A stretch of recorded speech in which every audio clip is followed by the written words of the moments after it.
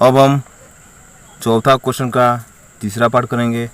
वो दिया है, यश ने एक टेस्ट में 40 अंक अर्जित किए जब उसे प्रत्येक सही उत्तर पर 3 अंक मिले तथा अशुद्ध उत्तर पर 1 अंक की कटौती की गई। यदि सही उत्तर पर 4 अंक मिलते तथा अशुद्ध उत्तर पर 2 अंक मिलते, 2 अंक कटते। मान लेते हैं यश ने जो सही किया है, यश ने मान लेते हैं एक्स क्वेश्चन एक्स सही किया है और गलत जो किया है वो वाई किया है। तो दिया है कि यश ने एक टेस्ट में 40 अंक अर्जित किए जबकि उसने प्रत्येक सही उत्तर पर 3 अंक मिले।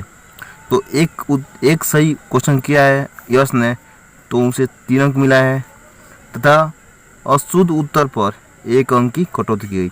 और एक क्वेश्चन गलत किया है तो उस पर 1 अंक की कटौती की गई है। तो आइए शुरू करते हैं इसको प्रश्नानुसार।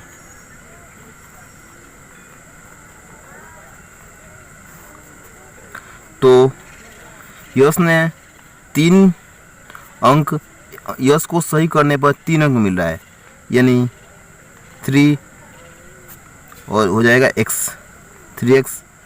और दिया है कि अशुद्ध उत्तर पर 1 अंक की कटौती की गई है, यानी जो गलत उत्तर है 1 है, y है ये, यानी हो जाएगा y बराबर कितने अंक हुए, 40 अंक। ये हमारा इक्वेशन फर्स्ट हो गया।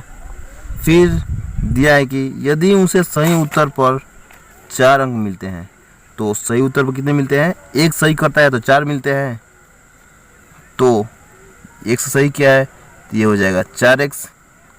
उसके बाद दिया है कि अशुद्ध उत्तर पर 2 अंक की कटौती करते हैं, यानी कटौती करते हैं इसमें से, यानी जो अशुद्ध है वो है 2 अंक मिलते हैं अशुद्ध पे, तो गलत करता है y, तो अशुद्ध 2, ये 2y हो जाएगा बराबर 50।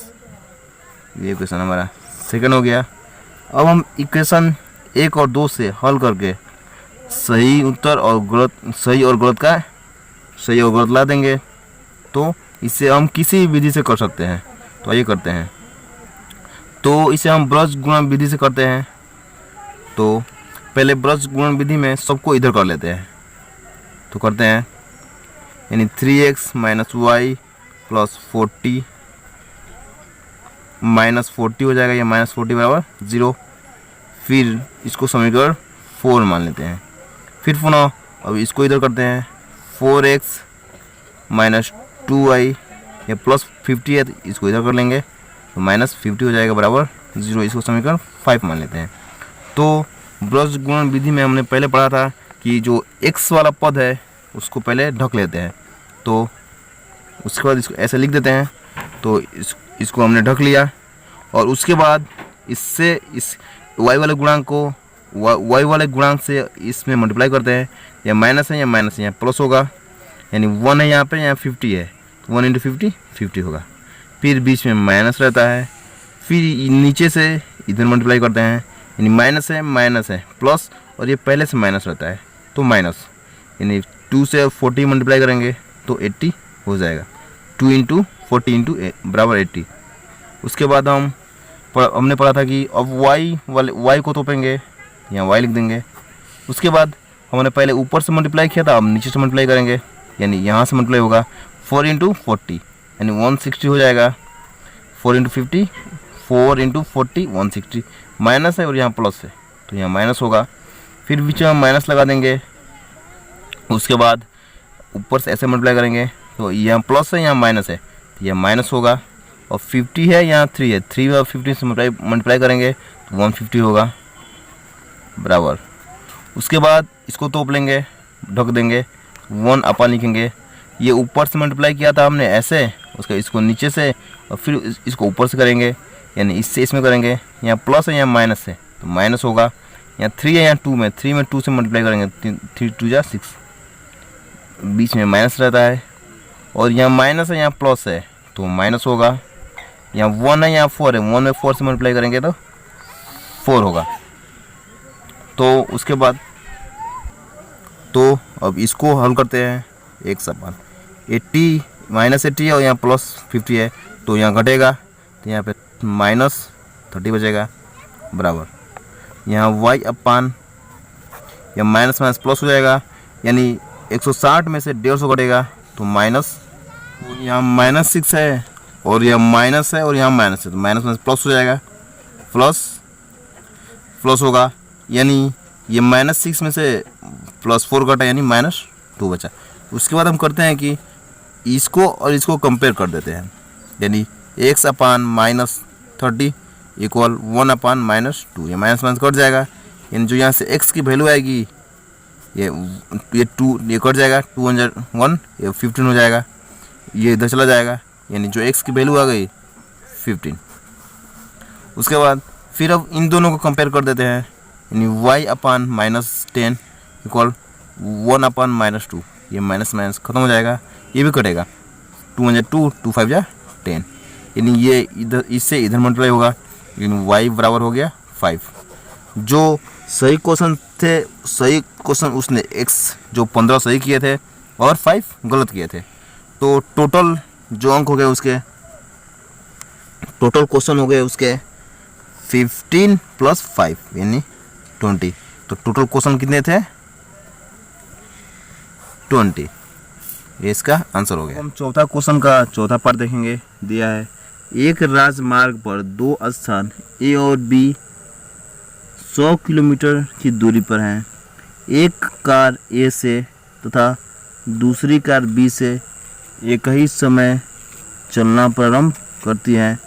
यदि ये कारें भिन्न भिन्न चालों से एक ही दिशा में चलती हैं तो वे 5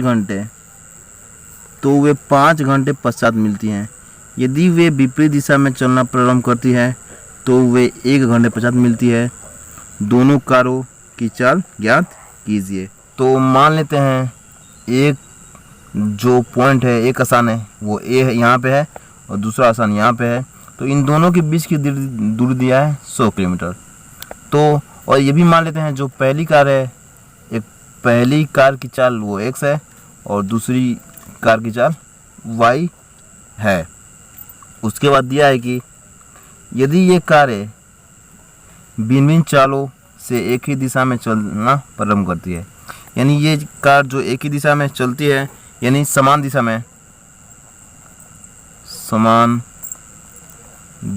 में चलना प्रारंभ करती है,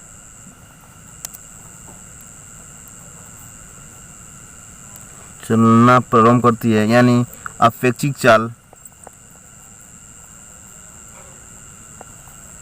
अपेक्षित चाल बराबर हो जाएगा, एक ही दिशा में चलती है, यानी ये होगा x - y। फिर ये दिया है कि यदि वे विपरीत दिशा में चलती हैं, तो विपरीत दिशा में अपेक्षित चाल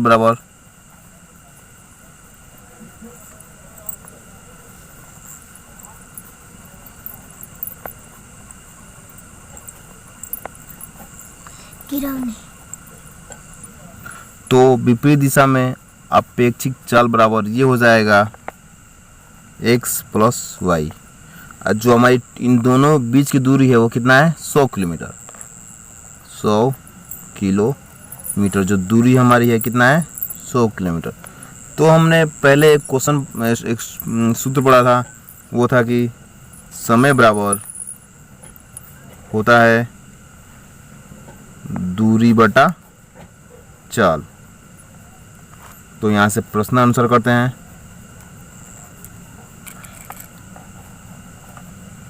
प्रश्नानुसार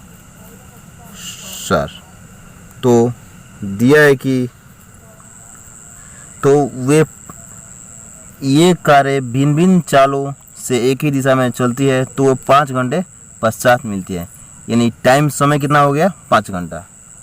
तो यहाँ पे समय का वैल्यू रख देंगे, तो यहाँ समय कितना हो गया 5 घंटा। तो 5 बराबर, और जो दूरी है हमारी 100 है, और जो चाल हो जाएगी वो हो जाएगी x - y। अब इसको हल करते हैं। तो ये हो जाएगा, इससे इधर मल्टीप्लाई होगा, यानी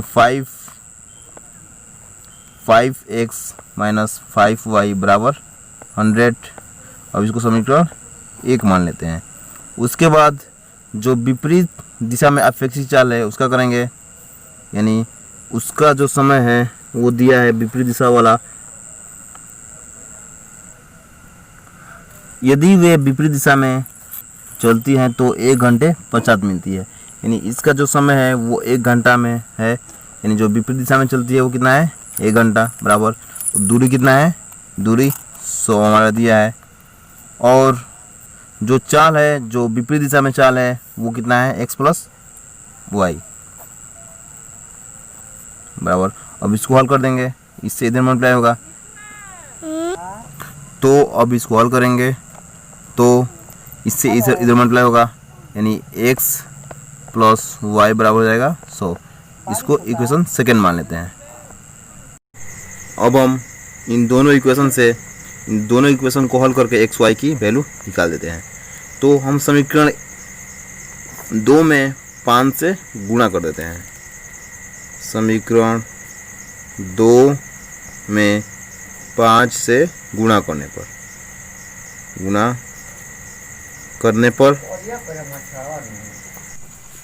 अब हम समीकरण 2 में 5 से मल्टीप्लाई करेंगे, तो गुणा करते हैं। ये हमारा समीकरण 2 है, यानी ये हो जाएगा 5x, और यहाँ भी मल्टीप्लाई करेंगे, यहाँ भी हो जाएगा 5y बराबर ये हो जाएगा 500। ये समीकरण 3 हो गया। अब हम समीकरण 1 और 3 को घटाने पर, समीकरण 1 और 3 को घटाने पर, तो घटाते हैं तो समीकरण 1 हमारा ये है, यानी 5x माइनस 5y बराबर 100। और समीकरण 3 ये हमारा है, यानी 5x प्लस 5y बराबर 500। तो घटाते हैं, यहाँ प्लस है तो माइनस हो जाएगा, यहाँ प्लस है तो माइनस, यहाँ प्लस है तो माइनस, ये खत्म हो गया, ये माइनस माइनस जुट जाएगा, माइनस 5 5 10 हो गया, और ये प्लस माइनस घटेगा तो ये हो गया 400। यहाँ y, तो ये हमारा 10 माइनस 10y हो गया, और ये माइनस 400, तो ये माइनस माइनस कट जाएगा, और ये 10 एक जीरो से एक जीरो खत्म, यानी जो हमारी y की वैल्यू हो गई y बराबर हो गया 40, यानी जो y का मान हो गया वो हो गया 40। अब हम y का मान समीकरण 1 या 2 में रख देते हैं, तो हम y का मान समीकरण 2 में रख देते हैं। y का मान समीकरण 2 में रखने पर, 2 में रखने पर, तो हमारा समीकरण 2 था x प्लस वाई बराबर 100। यहाँ y का वैल्यू 40 रख देते हैं, यानी x प्लस 40 बराबर हो जाएगा 100। तो x बराबर हो जाएगा 100 माइनस 40, यानी x की वैल्यू आ गई, 100 में 40 घटा 60। तो जो x की वैल्यू आ गई, जो पहली कार की चाल थी वो थी 60 किलोमीटर, और जो दूसरी कार थी उसका वैल्यू आ गया 40।